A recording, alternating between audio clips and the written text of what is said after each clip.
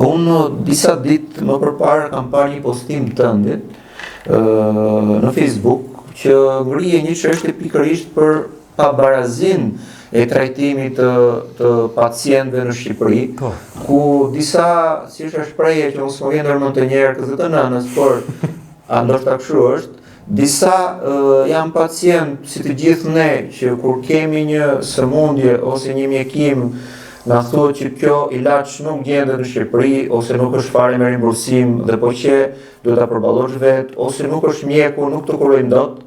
Dhe ndërkohë ka disa pacientë që kanë fatin e mirë të tyre që të arrin të kurohen edhe jashtë Shqipërisë dhe të gjitha këto mbullimet e shtetit. Mund na shtjellosh pak?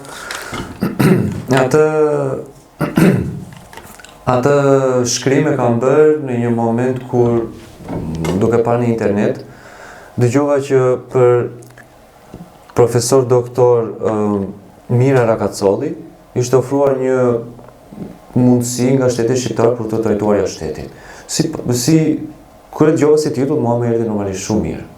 Pra se po flasim për, si parim, po flasim për një mjek me përvojë, me shumë peshë, si akademik ashtu ndoshta edhe politike, që u përball me një sëmundje, unë nuk e di në mënyrë informale ose se nuk kam dëgjuar të thuhet diagnoza, por bëhet fjalë për një sëmundje jo të mirë, i është dhënë mundësia për një trajtim jashtë shtetit.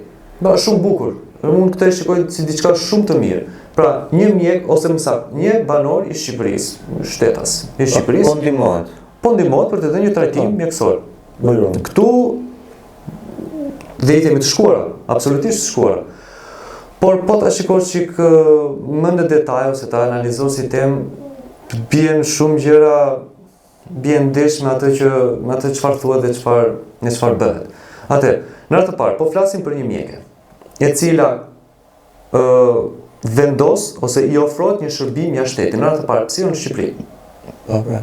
Pyetja shumë e thjeshtë. Pra, një banor i Shqipërisë është sëmur, ka marrë një diagnozë dhe për këtë gjë do i ofrohet shërbimi i jashtë shtetit për një shtetas shqiptar. Pyetja e parë, pse jo në Shqipëri? Pyetja e dytë, pse jo nga mjekët shqiptar? Pse po flasim për një mjekë, pra një mjekë po kërkon shërbim nga kolegët e vet, pra me të cilët edhe ka punuar. Kalojmë te një plan tjetër. Po flasim për një individ, për një shqiptar i cili ka marrë një diagnozë të caktuar dhe për këtë diagnozë ai ka nevojë në radhë të parë për diagnostik, pra për të kuptuar çfarë diagnoze ka dhe për terapi. Pra, po shkon jashtë shtetit dhe për diagnostik, me sa kam dëgjuar. Pra, diagnostika është le të diagnostikojmë sëmundje, le të zbulojmë çfarë sëmundje ka. Po, sepse ti kur merr informacione ose kur bën atë vizitën e pacientit, thua, "Ok, në rregull, unë dyshoj për këtë, le ta zbulojmë." Pra, le ta zbulojmë. Nuk e zbulojmë dot në Shqipëri. Pra nuk bën dot një diagnostik në Shqipëri. Ti si mjek thua, ok, do të bëj 1, 2, 3 analiza, siç e përmendëm, do të bëj 1, 2, 3 imazheri, do të bëj 5 CT, 5 skani, ajo e famshme 5 skan, që ofrohet në Greqi, në Maqedoni, ndoshta edhe në vende fqinje. Por Shqipëria nuk e ofron, pavarësisht se ne ofrojmë shërbim universitar dhe pretendojmë që ta ofrojmë edhe më tej në spitalin universitar Memorial Fierit.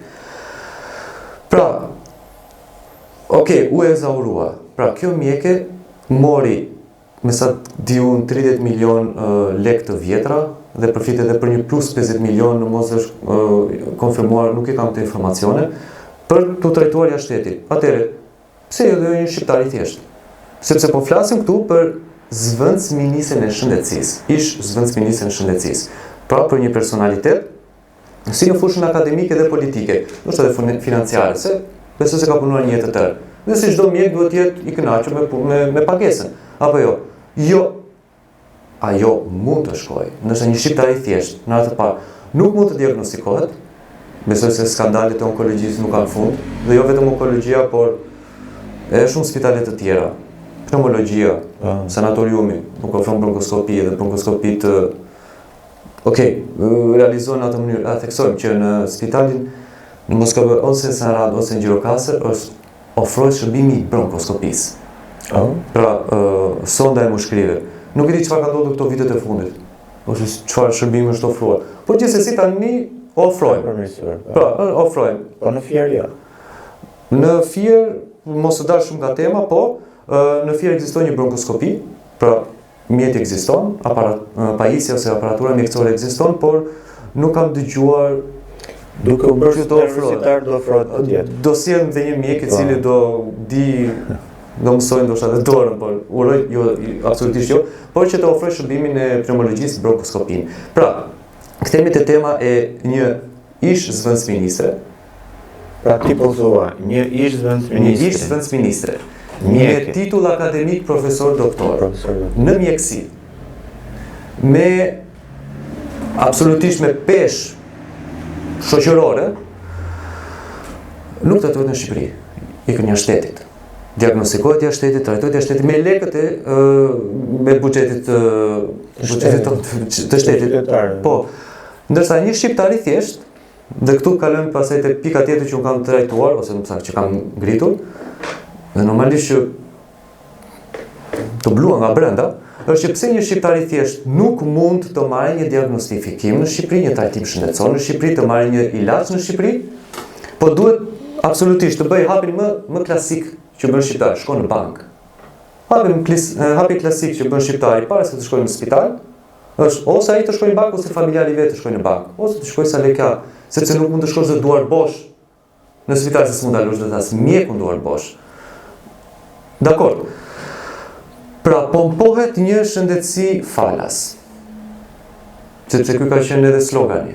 Shumë bukur kur e mendon. Shëndetësia falas, shumë bukur. Shtet social, ashtu siç duhet të jetë. Pra shqiptari shkon, nuk pagon asnjë lek, sepse ka paguar sigurimin shoqëror dhe shëndetësore, nuk pagon asnjë lek, shkon në spital, takon mjekun, takon infermierin që flet shqip, absolutisht po, dhe merr trajtimin e duhur. Jo, ky pacient duhet të shikojë sa lek ka në xhep, duhet të kontaktoj një mjek I cili jep një diagnozë, le të themi, ose dyshon për një diagnozë, një sëmundje të keqe. Atëherë çfarë duhet bëj ky pacient? Në radhë të parë ky është I traumatizuar. Po përjeton një dramë, shumë të madhe, ka mundësi të humbas jetën. Dhe normalisht një person që haset përballet me këtë lloj sfide, ka nevojë për mbështetje.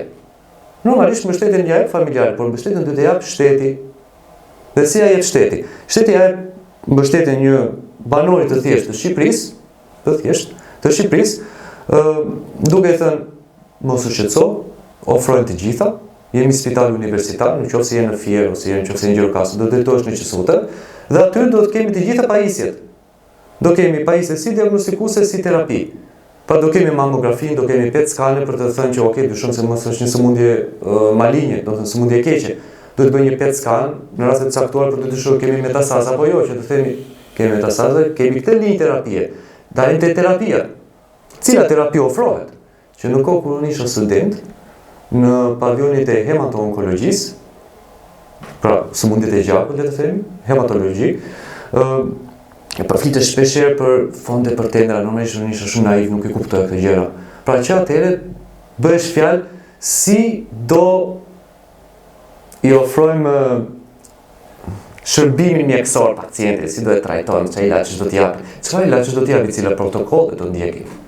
Sepse normalisht kur ke një sëmundje ke protokollet, protokolli është shumë të saktësuar që ka 1, 2, 3 hapa, sipas statit dhe skema kurimi. Skema kurimit, protokollet mjekësor. Protokollet mjekësor janë ikja e shtetit. Në qoftë se ti tani do ndeshesh si pacient, normalisht në Shqipëri ofrohen dhe shumë trajtime, dhe shumë terapi, ofrohen absolutisht. Por për hir të së vërtetës, unë ndërkohë që mund të shkoj në celular që I ofrohet shërbimi mjekësor personit caktuar në një shtet të caktuar, dhe si profesor doktor Mira Kosovë ka shumë, po të shikosh më poshtë ke një link ose një lajmërim nga faqet për shembull Jeta Shefe të tjera që thonë GoFundMe.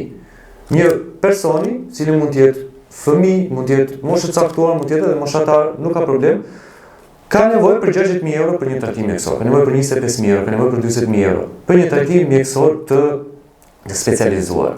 Pra, paradoksi që është që një person I cili është në vështirësi ekonomike, është në vështirësi së pari psikologjike, ka nevojë për një mbështetje dhe ka nevojë për një trajtim, ka nevojë për një shpresë. Ti thuat pacientit, po, ne kemi një mundësi, ka shpresë për rastin tënd, Dhe këtë ta ofrojmë ne, ta zgjidhim ne. Jo, shpresa është jashtë shteti. Shpresa është kontakto me njerëzit, GoFundMe, mbledh parat dhe ik jashtë. Pra, ç'është ky dy standardsi? Pse duhet të jetë të tilla dy anë të medaljes?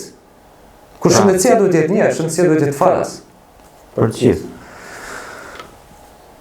Për të gjithë dhe të gjithë që jetojnë në Shqipëri. Po pra, gjithë jetojnë në Shqipëri dhe mbi të gjitha, pra mbi të gjitha ajo që ngreti si çështje është ata njerëz që janë më të dobtit financiarisht dhe pa pushtet, janë të parët që duhet bëshin pjesë e këtyre skemave të ndihmës që ne t'i kurojmë për gjithmonë ndihma shtetërore, dhe në qoftë se ne marrim një pacient që ka po të njëjta simptoma sëmundje si zonja që ju përmend, në qoftë se do të tërkasi sot në për mjekësinë shtetërore, nuk do gjejë zgjidhje. Dhe do detyrohet të përfundoj, do vëri banesat prona të shitje, do hapi account si stegun, do flasë me familjarë, do shikoj... Do i hyjë një histori të pafund për të gjetur variacione për zgjidhjet. Po.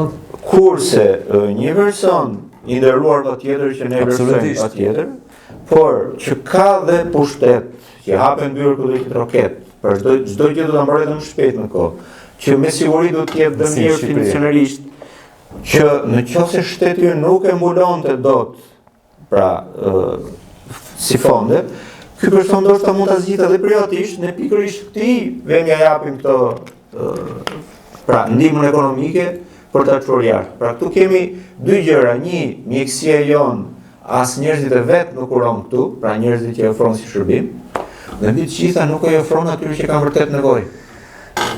Si fillim duhet të duash ta bësh këtë gjë. Në qoftë se do e realizon, në qoftë se ti do të trajtosh shtetin si në shqiptar, duhet të duash ta bësh këtë gjë. Dhe këtë gjë pacienti e kupton shumë qartë që në momentin kur shkon në spital. Unë për shembull punoj në Gjermani, dakor. Punoj aty, më vjen një pacient, mund të vi se siç thash punoj edhe në ambulancë, por ka punuar edhe në stacione të ndryshme. Okej, dakor. Erdhi një pacient i cili dyshohet për një sëmundje të caktuar, do e shtrojmë në spital. Do flasim me pacientin, do i tregojmë një herë si është situata, çfarë shikojmë, çfarë dyshojnë e të tjera. Dhe do themi, hapat e radhës janë të tillë, do bëjmë 1, 2, 3 analiza. Pacienti informohet, normalisht çdo gjë është dokumentuar, kemi dhe dokumentacion që është një temë që mund ta trajtojmë dhe ndoshta në episodin vazhdim. Pra, unë flas me pacientin, i tregoj çfarë dyshoj, çfarë kemi parë dhe çfarë duhet të bëjmë për të diagnostikuar dhe pastaj për të dhënë terapinë. I organizoj skanën, organizoj bronkoskopinë, organizoj marrjen e gjakut e të tjera dhe në fund fare i them pacientit, pasi marrim analizat e pacientit, dyshojmë për këtë gjë dhe u vërtetua.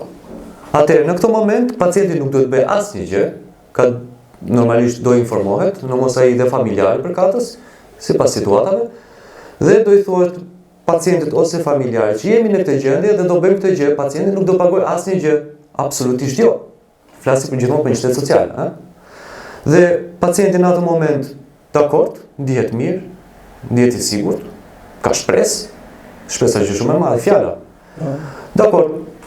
E mori diagnozën, ne flasim midis kolegëve, ose midis kolegëve ose midis pavioneve, pra multidisiplinar, siç e themi ne. Dhe pasaj i theme pacientit që do shkosh te pavioni përkatës, aty do marrësh terapinë. Nëse do më pyesësh sa le ka paguar pacienti deri tani, normalisht 0. Dhe në fund fare mund të dalim me terapinë dhe pasi u konsumua gjithë kjo, pra u ezaurua gjithë kjo pjesë, pacienti del, i jepet fletdalje e spitalit, ekziston dhe këtu epikriz, pra del me fletdaljen e spitalit dhe prezantohet te mjeku i familjes, i cili do ndjek hapat e mëtejshme dhe t'i organizojë ato gjëra. Dhe nëse përsëri më pyet se sa le pagon pacienti, 0. Përveç atyre recetave 10 euroshe. U konsumua. Pacienti mori terapinë, u diagnostikua, mori dhe terapinë sipas situatës dhe i urojmë të shkuara. Shumë thjesht. Flasim gjithmonë për një shtet, se zot të zgjatë, po flasim gjithmonë për një shtet i cili respekton banorën e vet. Nuk ka nevojë ta dojë, ta respektojë. Ta respektojë. Absolutisht. Sikur do, Se shteti nuk është thjesht shtet, është një grup njerëzish. Edhe ata njerëz janë në fund ditës. Edhe ata ndoshta një ditë do përfundojnë se do plasin te mjeku se te spitali. Po ata i gjejnë zgjidhjen. Po, ata jetojnë në shtetin ose shqiptari do ri.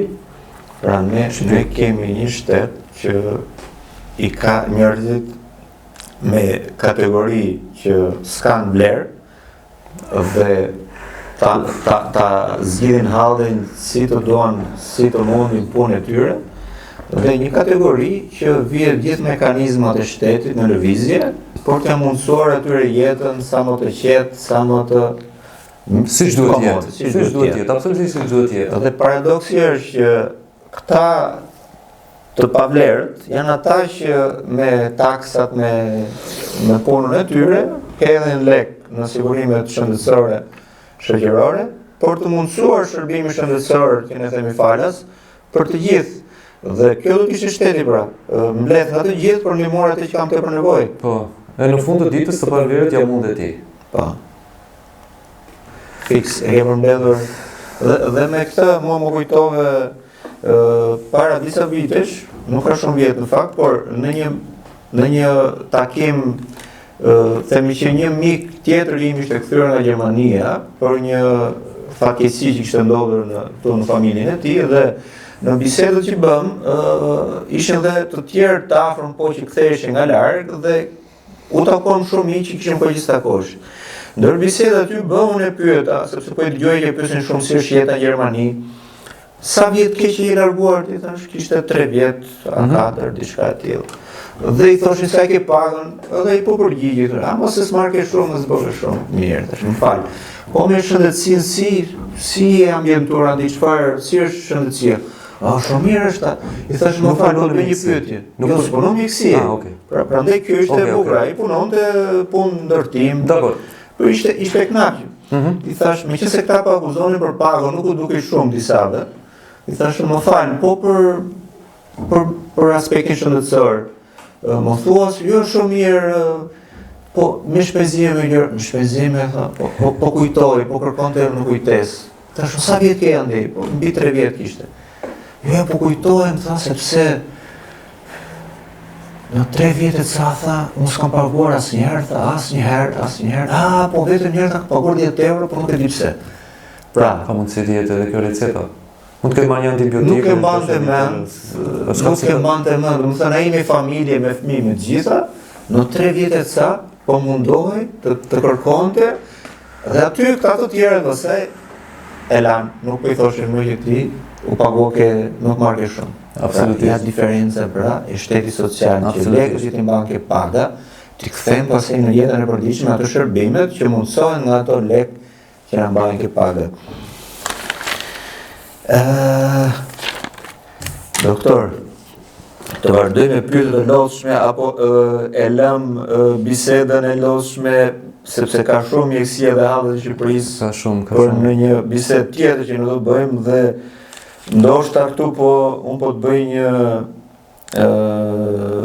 pyetje, themi që ta lidhim pak edhe me shoqërinë tonë. Sepse ne të dy, pavarësisht halleve të përditshme që mund të kemi, të dy kemi edhe merak dhe ecurinë e shoqërisë tonë që na rrethon dhe mundohemi me sa do pak të mundemi që të jemi pjesë e shoqërisë aktive që ngre dhe shqetësimet siç po bëjmë tani dhe herë të tjera ngre dhe shqetësimet e përbashkëta, duke munduar sa do pak të ndikojmë me aq sa të mundemi. Dhe me këtë aktualitetin tonë në Shqipëri, që është shumë e vështirë, është një ndër dhe arsyet që ty të ka çuar që e larguar, si ka çuar edhe shumë të tjerë para teje. Unë do doja që na e përshkruaj pak të aktualitet, por me një këndvështrim që më bëj edhe një krahasim, në qoftë se në Shqipërinë do ta shikojmë si një pacient të sëmur, dhe më bëj analogji me mjekësinë, domethënë çfarë sëmundje ka kjo Shqipëria jonë dhe si mund ta kuronim ne këtë pacientin e sëmur? Ne jemi në Shqipëri. Ne jemi në Shqipëri. Atëherë, dakor. Le të marrim një shembull, qelizën. qelizat. Po. Atë, normalisht qeliza për të kryer një funksion caktuar duhet të specializohet. Pra, le të themi, për të qenë qelizë e zemrës, qelizë e syrit, qelizë e stomakut, e të tjerë, ndoshta edhe qelizë e lëkurës. Ti po thua që nga themi zanafilla e krijimit të embrioni aty po flet. Mund ta fillojmë, mund ta shikosh në çdo aspekt. Pra, një qelizë e cila do marrë funksion të caktuar. Pra, u formua embrioni ose zigota, le të themi, në zigot do krijohet embrion, se do shumohet e tjerë, dhe çdo qelizë pastaj do specializohet, sepse kemi nevojë për zemër, kemi nevojë për trup, kemi nevojë për sy, për çdo organ të mundshëm. Pra, fillon nga qeliza. Qeliza specializohet dhe kryen një funksion të caktuar. Supozo tani, dakor, tani po e kthej në analogji. Një qelizë e cila nuk merr një funksion. Nuk merr asnjë funksion, nuk funksionon, nuk do bëhet as qelizë semra, as qelizë syri, as qelizë mushkrie, as qelizë organ. Ka qeliza që nuk profesionalizohen, nuk specializohen. Qeliza kanë si funksion, do të thotë ato qelizë do mbjetojnë. Do mbjetojnë dhe do shumohen. Është gjë shumë e thjeshtë, cikli jetës, shumimi. Një qelizë bëhet 1, 2, 2 bën 4, 4 bën 8, 8 bën 16 e kështu me radhë. Formohet edhe normalisht një grup i caktuar qelizash, le të themi qelizë pa specializuara. Në shëndetësi kjo ka një emër, është një sëmundje që njihet nga të tjerë ose të tjerë kanë dëgjuar. Tumor. Pra, nuk do të përdor termi kancer sepse ka një konotacion shumë negativ. Pra, po qëndrojë termi tumor. Pra, tumori përfaqëson një grup të caktuar qelizash të cilat nuk marrin asnjë funksion. Deri këtu jemi të qartë. Çfarë ka të veçantë ky tumor? Ky tumor pra përbëhet nga një grup qelizash të cilat normalisht do të ushqehen. Normalisht do marrin vlerat ushqyese, do shkojnë gjakte këto, do marrin sheqerin, do marrin oksigjenin e të tjera. Po normalisht ka dhe qeliza të shëndetshme, të cilat duhet të marrin dhe këto vlera, apo jo? Por këto janë shumë aq shumë dhe normalisht do kërkojnë dhe më shumë energji. Pra do kërkojnë më shumë resurse ose burime. Dhe le të themi do shtyjnë çik me bryla qelizat e shëndetshme. Dhe në këtë formë u formua një tumor aq i madh saqë qelizat e shëndetshme tashmë nuk kanë më vend. Sepse në atë parë nuk kanë vend dhe nuk do ushqehen, do ngortin, do vdesin. Tani çka ka karakteristike tumori? Tumori jo vetëm që shumohet në organin ku mori gjenezën, ku lindi, do azgjësoj qelizat e mira dhe do shpërndahet. Që në mjekësi i quajmë metastaza. Pra do shpërndahet, do shkojë edhe në organe të tjera. Është në stomak, do shkojë edhe në mëlçi për shembull, do shkojë në gjëra limfatike. Do përhapet ku të mundet. Dhe çfarë kemi të bëjmë këtu? Kemi të bëjmë me një sëmundje të tillë që shëndeti i pacientit është në rrezik, sepse tumori ka metastazuar. Supozo tani kemi shoqërinë shqiptare.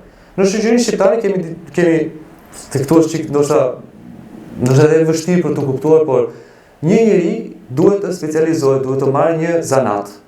Mund të marrë një zanat, mund të marrë një profesion, mund të bëjë një shkollë të lartë. Pra, më falë, shoqëria shqiptare në të rastë trupi njeriut dhe njerëz le të themi janë qeliza. Dhe njerëz janë qeliza, që do bëjmë pjesë në këtë sistem që do quhet organizmi njeriut. Shteti, kombi shqiptar, po shteti. Dhe kemi të bëjmë tani me disa njerëz të cilët nuk janë të specializuar, ose që ka një specialitet të veçantë, por shumohen ta. Normalisht qelizat shumohen në vetvete, nga 1 bëhet 2, 2 bëhen 4, ndërsa njerëzit ndoshta transmetojnë mendime. Gjë më e thjeshtë apo jo? Po, transmetojnë mendime. Dhe kemi të bëjmë me njerëz të pa specializuar, ose që edhe mund të jenë të specializuar, por në një mënyrë të caktuar, të cilat transmetojnë mendime shumë të bukura që ne mund të ushqehemi. Mund të ushqehemi. Mund të marrim pasuri, mund të marrim resurset. Dhe në këtë mënyrë do ushtohemi aq shumë dhe mund të hapemi kudo. Ti do të thosh kudo. Po do përhapemi në aq mua më dhëm shumë arsimi. Më dhëm shumë shëndetësia. Do përhapemi edhe aty. Do përhapemi në çdo organ të mundshëm. Do shpërndahemi në gjykata, në polici, në administratë, pse jo?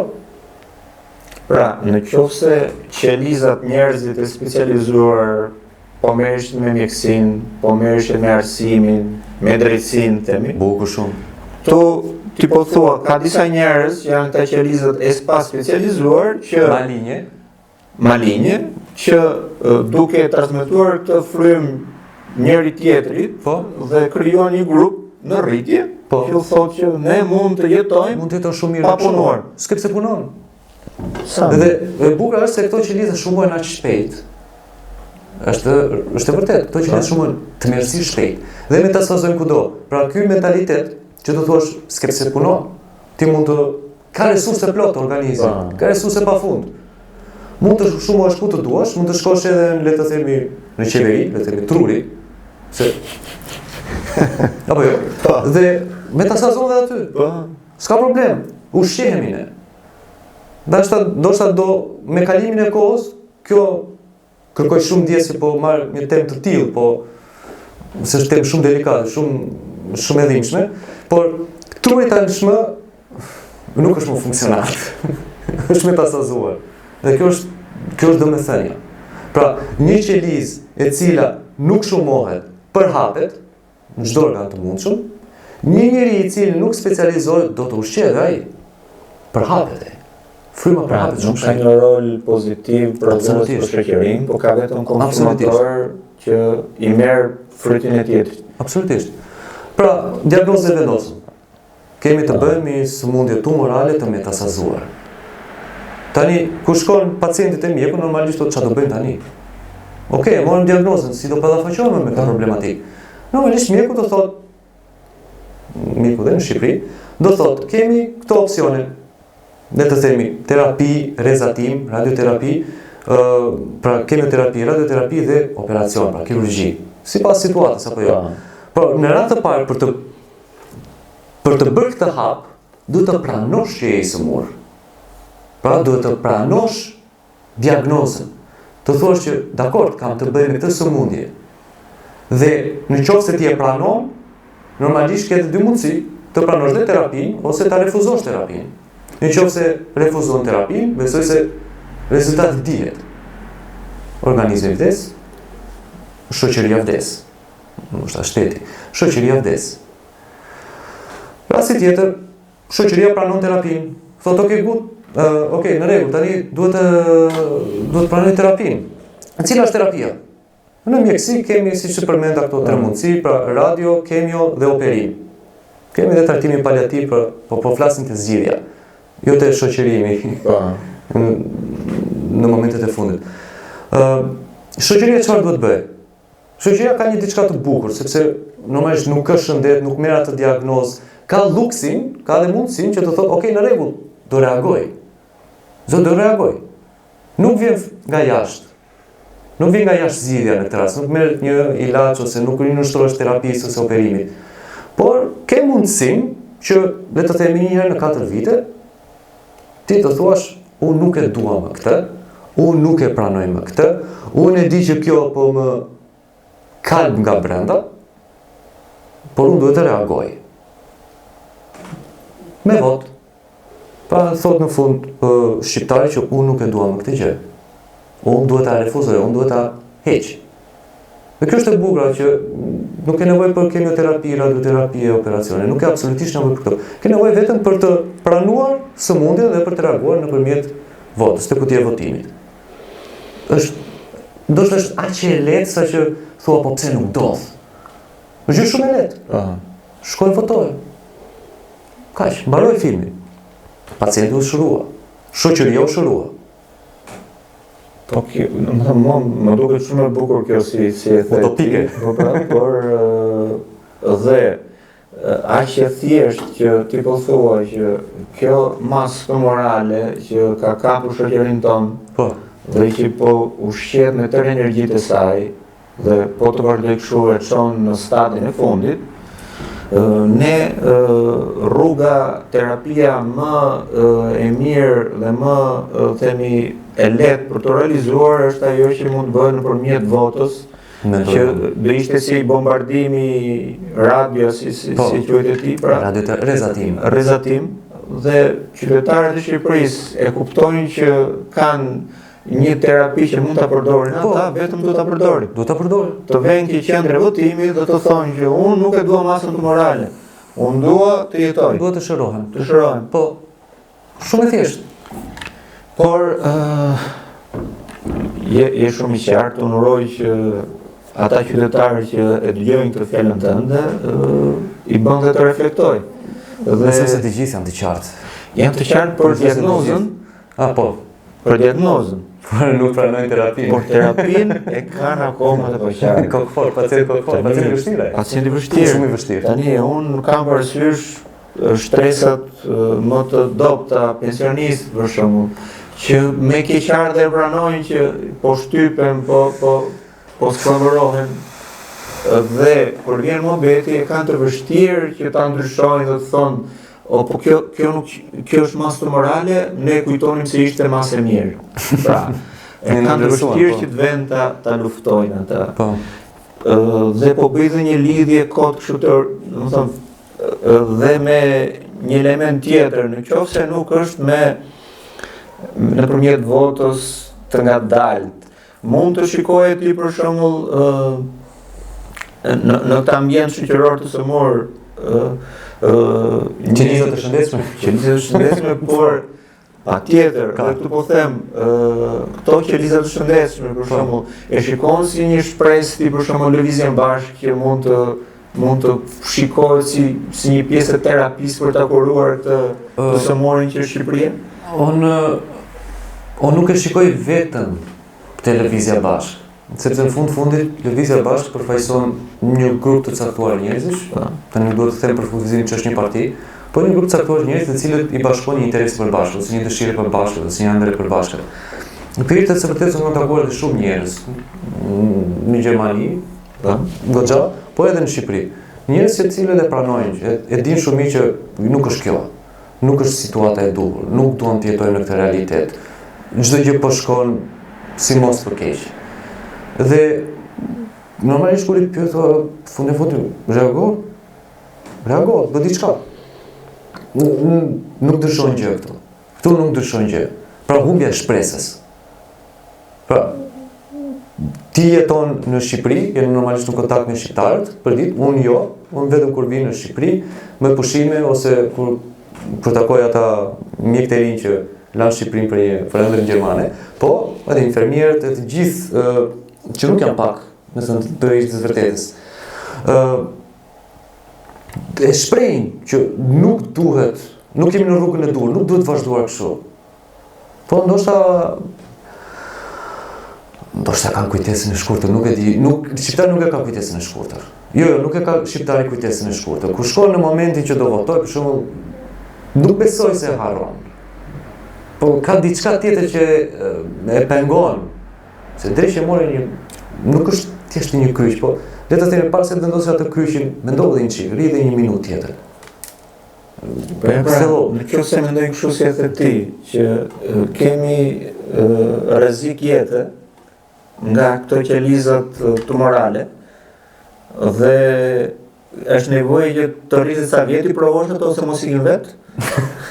Jo, absolutisht. Ikim vet, pra, o do ndërhysh me terapinë radioaktive apo si quhet e tij, ose me një operacion kirurgjikal që ta eliminosh. Po. Vlen të theksoj se dakor, unë duhet të them edhe diçka tjetër, se fundit, unë jam mjek, ka dalë nga kjo shoqëri. Ti arkitekt, ke dalë nga kjo shoqëri, pavarësisht se shkolluar jashtë shtetit, në Itali apo jo, në Romë. Po, në fundit, unë kam dalë nga kjo shoqëri, mësuesi ka dalë nga kjo shoqëri, gjykatësi, juristi, polici, administrata e të tjerë ka dalë nga kjo shoqëri. Pra, është produkt i kësaj shoqërie dhe do zënë normalisht edhe një post të caktuar. Do marrë një funksion, do specializohet ajo qeliza.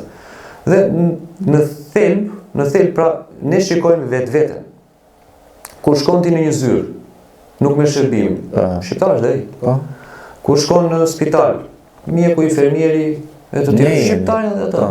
Do shkosh te mësuesi aty, sepse ke fëmijën ose ke nipin, e do thuash shqiptar është ai. Edhe ai do japi shërbim, po, shqiptar është ai se nga një njëjta shoqëri kemi dalë.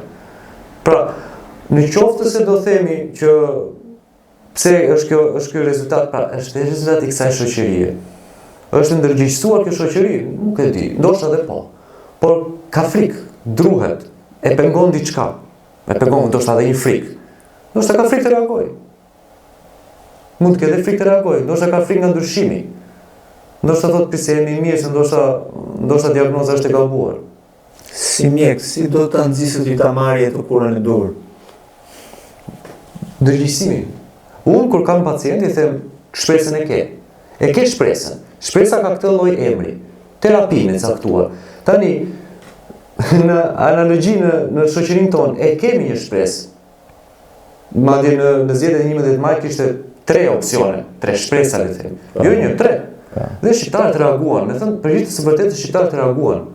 U dhan disa shuplaka. Nuk ishin 1 milion, po ishin disa. Nuk ishte 0, nuk ishte 1. Ishin disa shuplaka, pra disa njerëz që ndoshta dhe u thelluan, ndoshta edhe pranuan të vërtetën dhe thanë nuk duhet jetuar më kështu. Pra, në qoftë se unë bëra një zgjedhje, thash, ok, kjo shoqëri do të ndryshohet, thash, ok, një ditë bukur vendosa ta antarësohem. Por atë ditë që unë antarësova, Televizja Bashkë nuk ishte një ditë do si do. Ishte një ditë që lë shumë pas se vendimi që do iki në Shqipëri. Pra analizova, i pash dhe partitë e tjera, dhe gjeta veten në disa momente të caktuara, disa ndoshta edhe nuk më binin, disa më zhgënjyen, dhe thash, ok, në rregull do vazhdoj te Lëvizja Bashkë. Dhe në atë moment vendosa të kontaktoj dhe ta mbështes për një ndryshim, se fundi nëse nuk vjen nga brenda, nga shoqëria, nga kush do vi. Patjetër që nga brenda do të vi. Absolutisht. Dhe unë këtu bëj një lidhje prapë me atë për fat keq është shumë e shprehur në komunitet që dëgjojmë që do vi mrekullia nga jashtë, ose do vi lideri që do bëj mrekullinë në shpejt gjithë. Siç mund të ishte ajo mrekullia që një pacient me stad terminal, ti me një incizion kirurgjikal ta heqësh atë dhe ta shpëtosh. Kjo që është pothuajse pamundur apo jo. Kështu që dhe shoqëria shqiptare mos të presë në zgjidhje mrekulli apo në një operacion kirurgjikal që ta shpëtojë nga dita në ditë, por të zgjohet dhe të vazhdojë terapinë e saj, të reagojë nëpërmjet votës, nëpërmjet zërit të protestës, zërit kundër. Kjo do të jetë ta refuzoj së pari të keq. Absolutisht. Shoqëria shqiptare ka treguar që reagon. Ka treguar. Por do të reagojë më fuqishëm se s'ka mjaftuar le ta amplifikojmë atëherë. Le ta çojmë zërin te njerëzit e tjerë. Ne të themi njerëzve që nuk është çështja që nuk ka shpresë. Jo, shpresë ka. Në atë parë duhet ta kërkosh, edhe nëse ti e shikon, duhet ta pranosh. Ajo ekziston, ajo është aty. Dakor, ndoshta asgjë nuk është e përsosur, absolutisht kush është i përsosur në fundit. Ja, patjetër. Atëherë fokusohu te gjërat e mira dhe përpiqu t'i arrish. Dhe me këtë që po thot ti që të paktën këtë temë sot tani ne e mbyllim dhe me diçka pozitive. Unë do doja ta mbyllim me diçka pozitive. E shikon ti të mundshëm kthehemi në rikthimin në Shqipëri dhe çfarë do ta bënte diçka të tillë të mundshëm? Ka realisht shumë mjek që janë kthyer në po, ekzistojnë. Mos përmendim emra se fundit të gjithë ata që në pozitive se unë kam dëgjuar vetëm që largohen, që kthehen, nuk e di. Po, raport 1 me 100, ndoshta 1 me 1000. Aha, okay. Pra, në 100 mjek që largohen, ndoshta edhe njëri kthehet ose. Okay. Se ndoshta edhe në 1000. Po ka mjek që kthehen. Në fakt nuk kthehen sepse u bë më mirë. Në fakt u kthehen për arsye familjare. Ma ata që kam takuar janë kthyer më shumë për arsye familjare. Po nëse një mjek do kthesh, normalisht do kthesh në vendlinjen e vet, do kthesh në familjen e vet. Familja është një gravitet shumë i fortë. Të thithë. Po. Shneku nuk po afrohet. Gjithë ky gravitet. Gjithsesi, kanë vendosur që të kthehen për arsye të ndryshme, por nëse unë do kthesha një ditë, atëherë, unë në atë parë do doja le të jemi dhe çik pragmatist në të menduar. Ne do kushtet e punës si në Gjermani. Jo domosdoshmërisht rroga, po edhe rroga luan një faktor. Po, edhe rroga duhet të jetë e tillë. Po në atë parë unë do di që kur të dal nga shtëpia, e di se si do shkoj te puna, te spitali. Kur të shkoj në spital, pasi rruga nuk më ka shtuar absolutisht, pse të ngjesëm trafik. Pse të lodhem unë çfarë makine do hipa të një autobus apo hipa të një tjetër se jo të gjithë lindën me makinë. Në vajte në punë, takova kolektivi normalisht janë persona si puna ime, që duan të bëjnë mirë, duan të shohin pacientin në fund të ditës, se është kënaqësi shumë e bukur. Është kënaqësi shumë e madhe të thuash që trajtova një pacient, pra që ti atë një ditë e pe në spital ose në urgjencë dhe pas një muaji shikon duke kaluar rrugë, duke bërë xhiro. Kënaqësi e paparë. Pra unë duhet që të kem unë, ndoshta edhe shumë mjek të tjerë, ndoshta mendoj si unë, pra duhet që të kem ato kushte mjekësore, ato kushtet e punës, duhet të kem një higjen, duhet të kem për ata që portojnë të gjithë shkallën të kenë një ashensor, jo si poliklinika e Fierit që nuk ka ashensor, që duhet ngjitesh 3-4 kate, se unë dhe ti ngjisim, po që dikush tjetër nuk e ka mundësinë, një mundësi që ta ofron dhe lokali përballë, ka ashensor. S'është gjë e madhe. Ka të dytë, ka të tretë. Poliklinika e Fierit nuk e ka. Pra unë duhet të kem të gjitha më ndihmoj me fjalë shqip facilitetet, të gjitha lehtësirat. Që unë kur të shkoj në punë të mos e vras mendjen për hallet e përditshme. Në momentin që unë, le të themi, vajta në punë dhe përvesha përpasën, unë do kryej vetëm atë detyrë dhe nuk interesohem për gjëra të tjera. Sepse e di që nuk më streson asgjë tjetër, do të fokusohem te pacienti. E di që kam terapitë, diagnostikën e mundshme, e di që nëse do dua një skaner, nuk do të them shko te farmacia përballë të marrësh atë lëndën e kontrastit si themi në gjuhë shqipe, ose do të shkosh te klinika private përballë që të bësh skanerin ose të bësh ekon e në shpishur skaner, shpishur nuk ka drita, gjëra skandaloze, dhe në momentin që unë e di që jam zgjedhur këto gjëra, pse mos të vi? Në momentin që unë e di që do jap një recetë, do them kjo receta ka këtë lloj, do thon ky ilaç të bën punë ty. Nuk më intereson mos e vajte ti të gjetet te spitali, te farmacia përballë. E ke te farmacia e spitalit. Nëse farmacia e spitalit i ka ato ilaçe, ai do marrë terapi dhe unë do punoj si mjek. Nëse unë e di që unë do jap një recetë, e cila nuk ekziston te farmacia e spitalit, sepse farmacia e spitalit ka vetëm një lloj antibiotiku, sepse ashtu dha tendre punë të tjera, unë normalisht nuk do punoj dot. Do zjem me pacientën, do ndihemi pa kënaqur, pacientët do të fillojnë të ankohen, të dalin në televizore, do bëjnë skandal, tani vjen keq. Në këto kushte askush nuk do të punoj. Mjeku jo. Po as mësuesi do të punoj në Jo, patjetër, por meqense flasim për mjekësinë, pra ti po thua, pikë së pari kushtet e punës. Absolutisht. Që mjeku të lejohet, të mundsohet të bëjë mjekun, dhe jo atë që zgjidh pjesën e mungon ilaçi, apo mungon analiza, apo është prishur kapaciteti, apo të bëjë dhe të detyrohet për arsye ekonomike pastaj, ose për arsye sepse ashtu të nxit të ambientin ynë, të përfundojnë të shkojnë më tepër interesin atij të analizave, të lekut, sesa të pacientit. Pra, të mundsohet të bëjë punën e mjekut, kjo është aja, dhe pasi patjetër që të ketë një kompensim ekonomik. Mjeku nuk zgjohet në mëngjes për të bërë korrupsione, të kuptojmë qartë. Mjeku, infermieri dhe kushdo që punon në spital nuk zgjohet me atë qëllim që ti vë, po ka ndoshta edhe të tjerë, ka një mjek të tjerë, ka njerëz janë ata fundi, antar të shoqërisë Sonja. Pjesë e shoqërisë Sonja. Po asnjë mjek dhe infermier nuk zgjohet që të më fal, që të bëjë gjova. Jo, absolutisht, ai do që të bëjë punën e vet. Afër kushtetit. Pse shumë mjek shkojnë në spitale private? Pse shumë mjek hapin klinikat private? Di pse? Sepse e bëjnë kushtet e punës siç duan ata. Sepse ata duan që të ketë rregull, sepse duan që të ketë një ambient që unë të shkoj në punë dhe e di që kam rregull aty, e di që kam le të them sekretaren ose recepcionin, që më organizon më ashtu siç dua unë, që të di unë nëse dua unë një analizë, t'ja jap analizën, që të di nëse kam nevojë për një eko, për një ekopaku, ekozëmre, spirometri për mushkrit, për një rezonancë, për një skaner, i kam aty. Spitali, paradoksalisht, spitali privat i ofron. Nëse do më thuash ti mua tani spitali privat është më i pasur se shteti. E këtë përgjigje sa jap dot. Sepse nuk mund të jetë spitali privat më i pasur se shteti. Duhet të jetë se ka kapacitet. Po nuk ka logjik, pa të ketë kapacitet nuk ka logjik.